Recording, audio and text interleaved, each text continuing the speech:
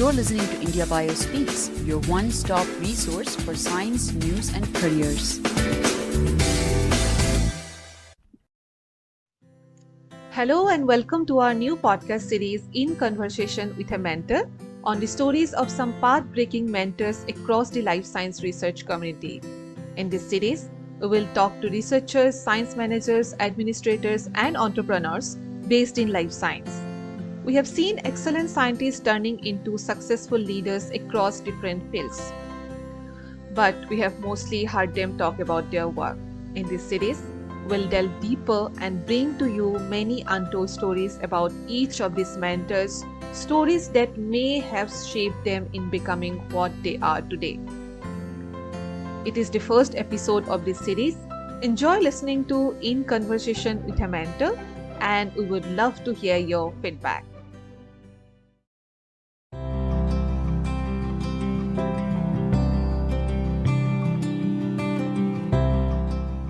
In today's episode, we shall be talking to Professor L.S. Shashidhara from Asuka University to know more about his life, career journey, and his path towards mentorship.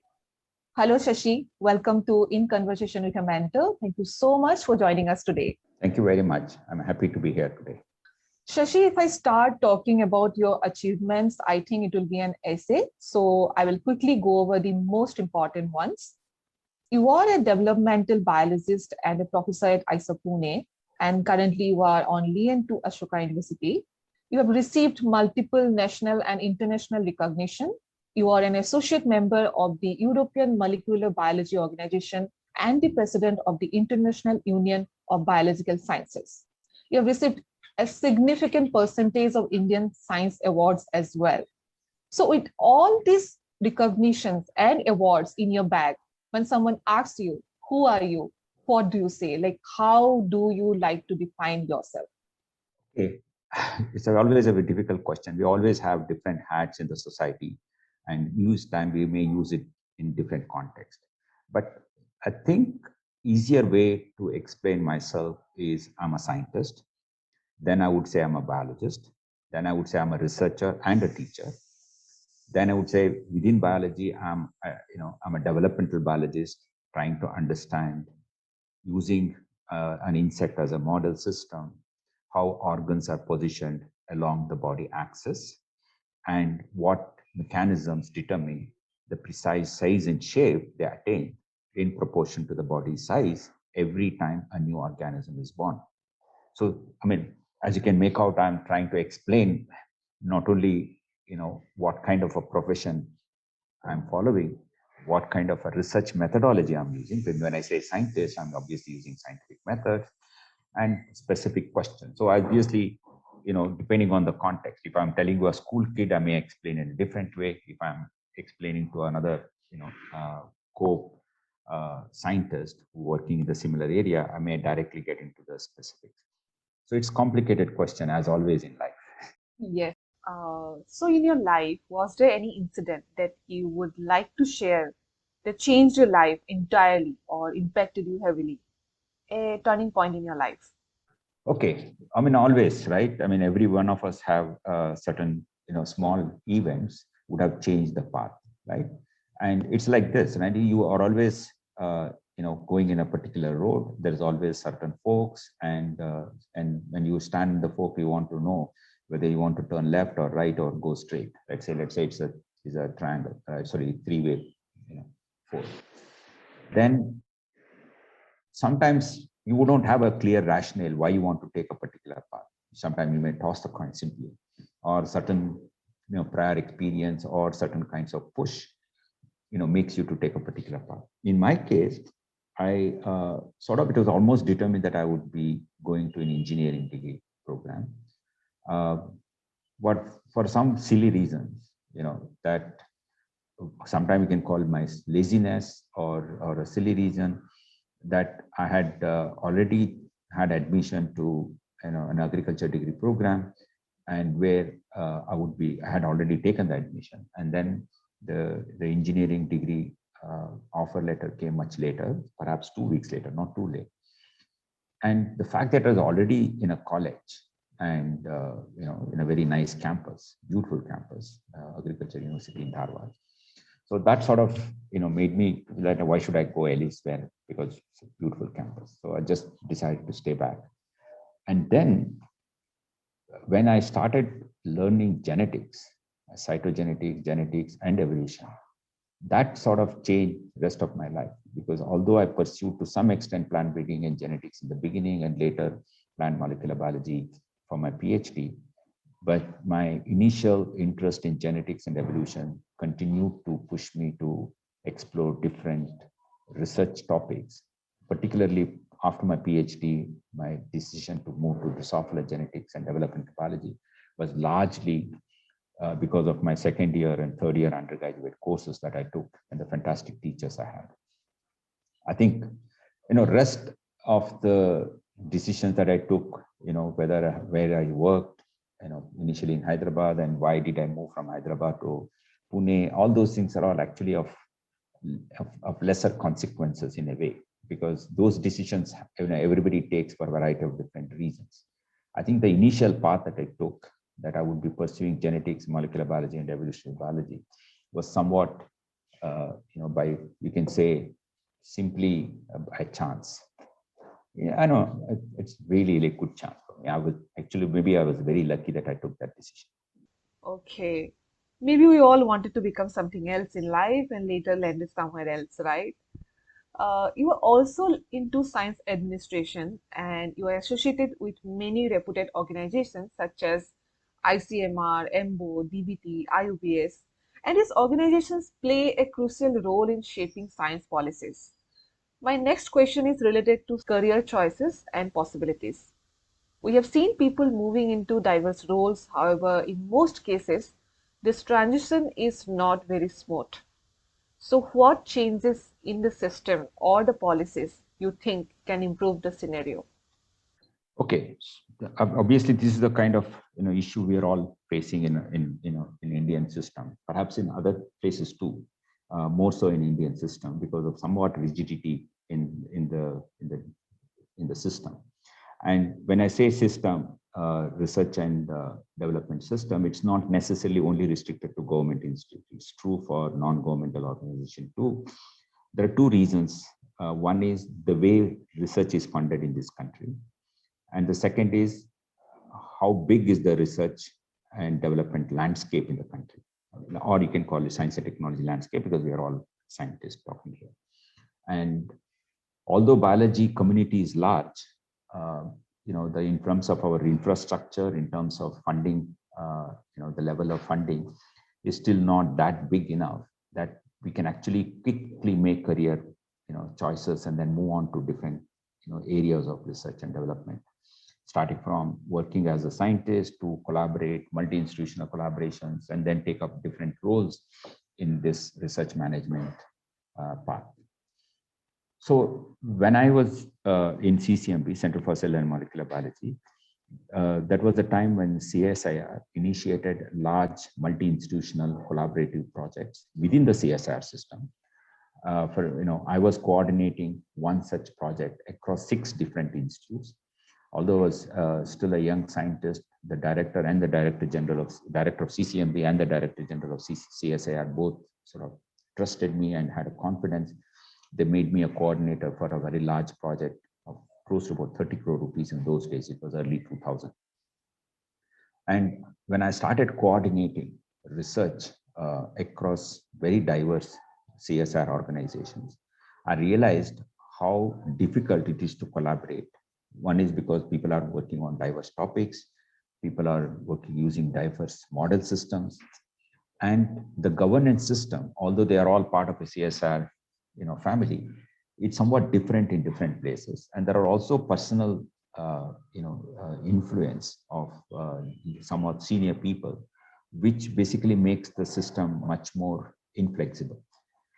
And so obviously, I realized that unless individuals have academic freedom and to do what they want to do, and also there is a system which helps to manage the research, not only at individual group level, also to, effectively come together in large collaborations, both within the institute, or between institutes or multi-institutional or even a national level. And that's what we were lacking. In fact, much of my effort in the last 15, 20 years, later in CCMB and again after joining IISER Pune and currently, is to actually somehow the policy has to change for people to collaborate easily across institutes, across disciplines, and for that to manage such a collaboration in a very complex administrative system of India, there are certain special skills are required. And so, how to develop those skills, or can we have a certain specialized, personnel in the team who will have all these skills, not necessarily that everybody should have those skills. So the researchers do research, and there are research management people who will actually manage the research.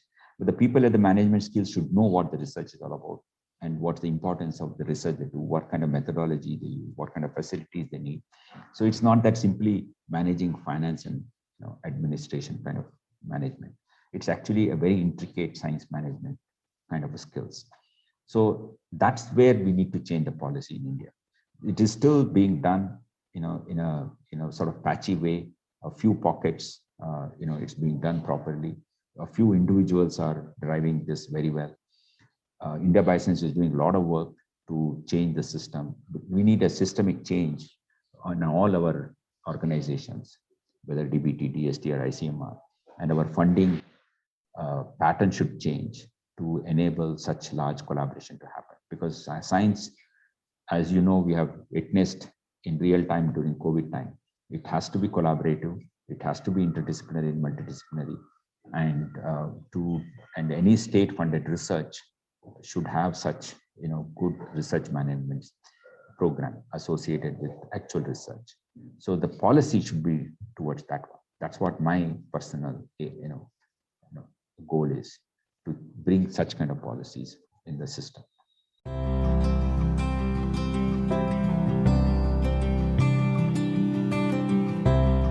Thank you for mentioning academic freedom. I think it's a very important element of academia. Let us now switch gears and focus more on your role as a mentor. You are leading many programs and organizations towards excellence. What do you think is the most challenging part of being a mentor?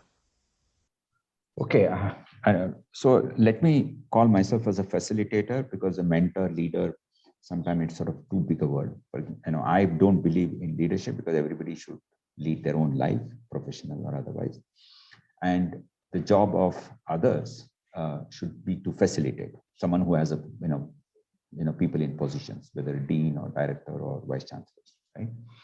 Now, as a facilitator, there are a lot of challenges. One is the people come with very diverse skills, research skills, management skills.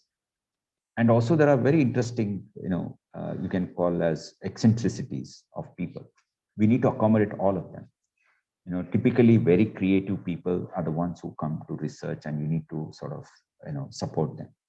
And large number of creative people, not necessarily very good in managing things well. Sometimes you might have to handhold, sometimes you might have to spoon feed them. We had challenges where a person would like to do all kinds of tissue culture work and may not know how to set up a tissue culture lab, may not know how to manage a tissue culture lab.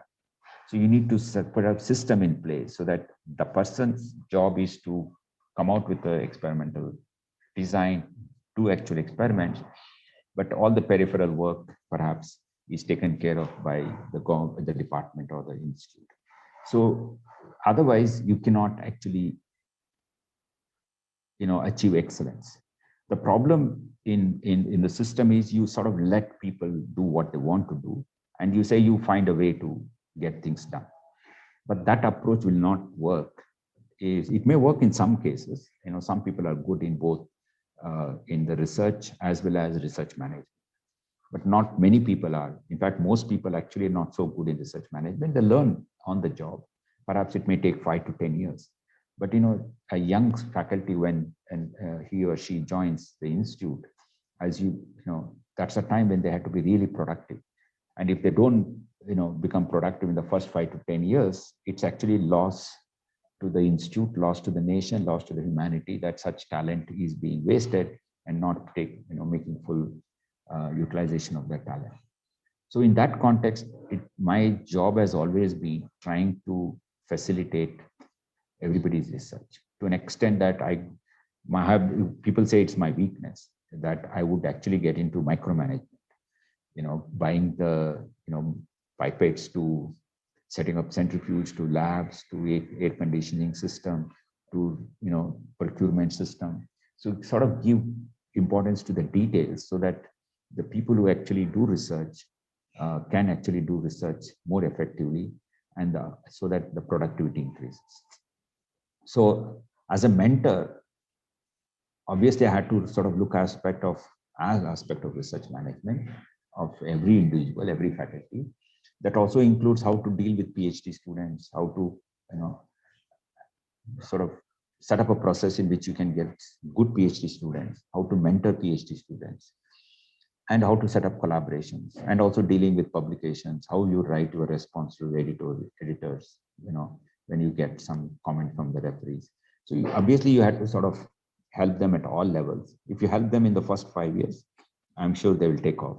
And also in any institute, if you have some 5-6 such people, right? Not necessarily that everybody should, become a mentor in some one or other way, but in every department, at least half of them should have certain good mentorship skills, and they should be selfless. Obviously, mentors should not become an author of any publication.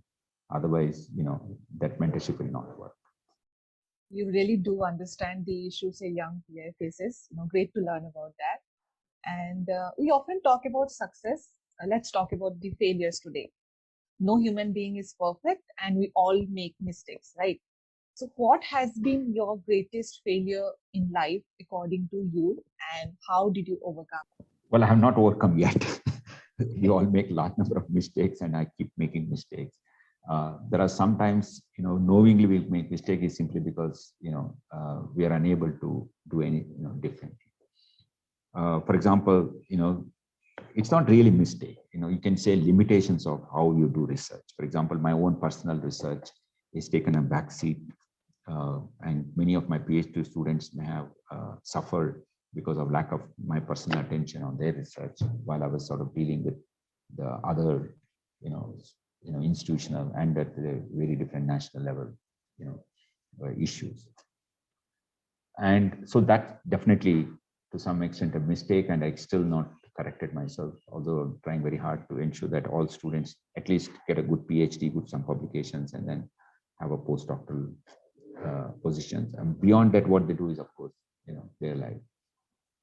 But that's still, not a consolation. I have to, improve on that one.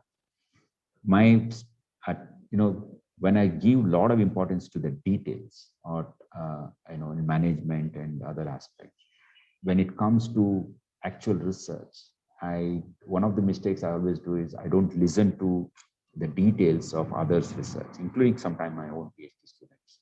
So that sort of, goes against the way science is done, the way research is done, which is also something wrong, and still I need to improve on that one. Did you have any role models or mentors who were influential in your career trajectory and or your mentorship style?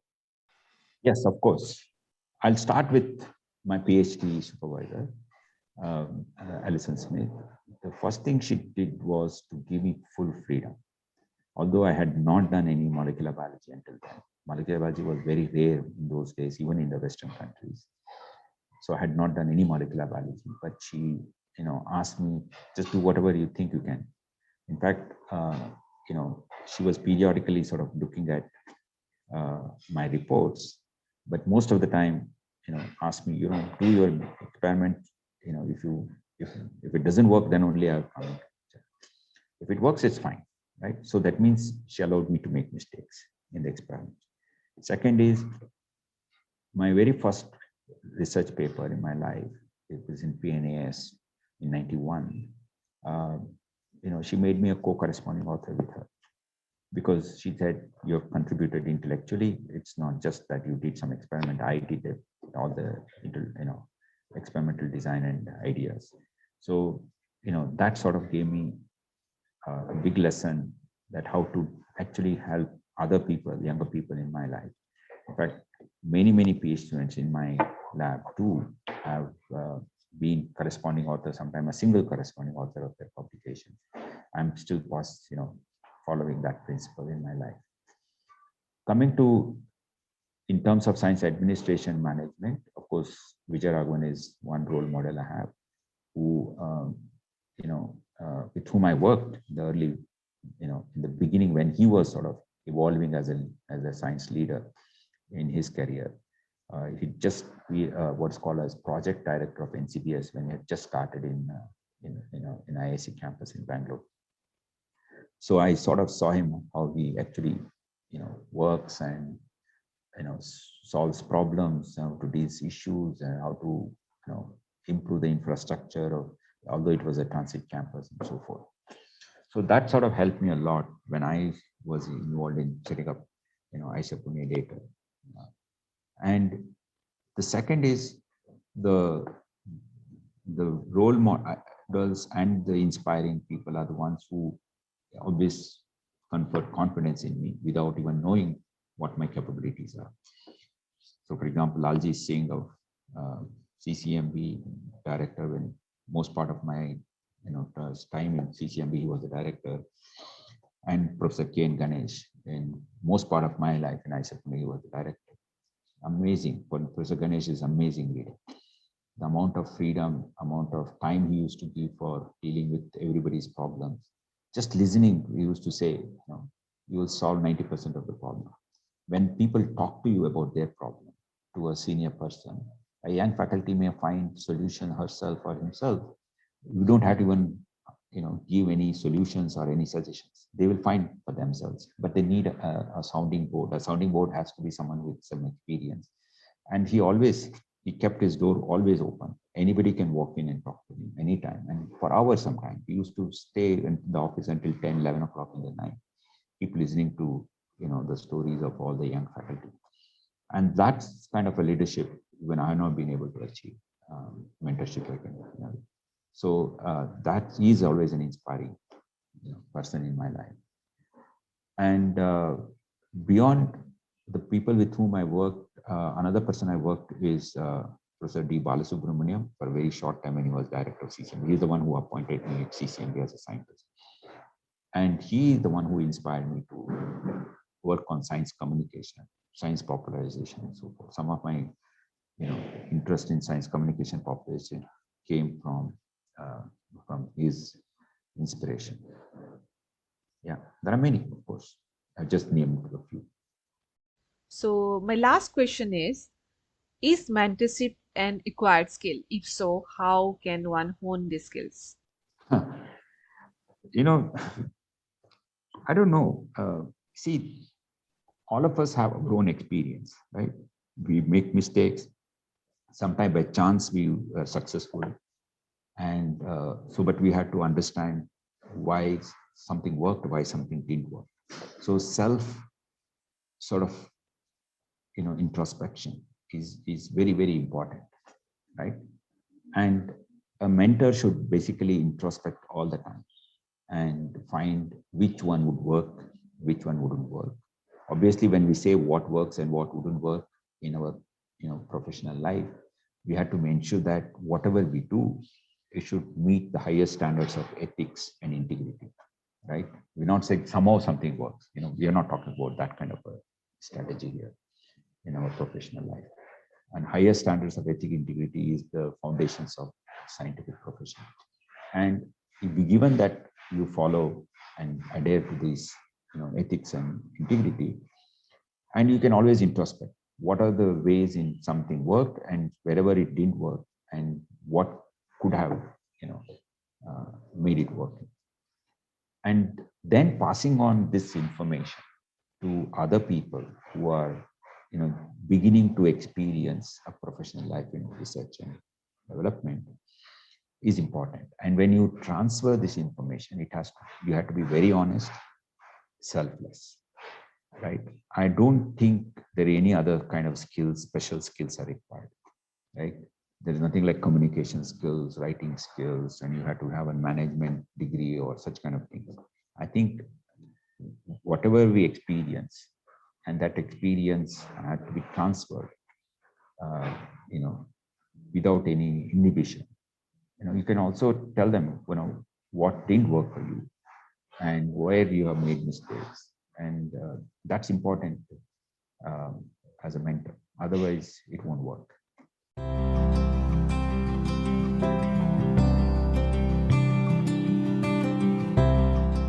Thank you, Shashi, for your time and sharing a journey with us.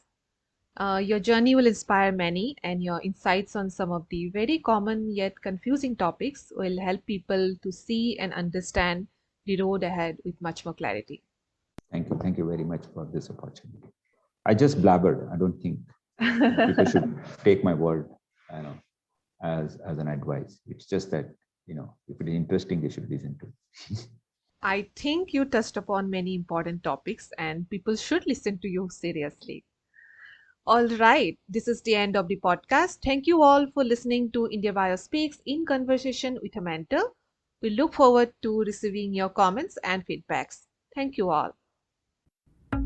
If you're passionate about scientific research, communication, outreach, and science education as we are, please connect and engage with us, and here are some ways that you can do so. Visit our website at www.indiabioscience.org. Subscribe to our newsletters. Write for us and join our online discussion forum at discuss.indiabioscience.org. Advertise jobs, grants and events in the life sciences on our website.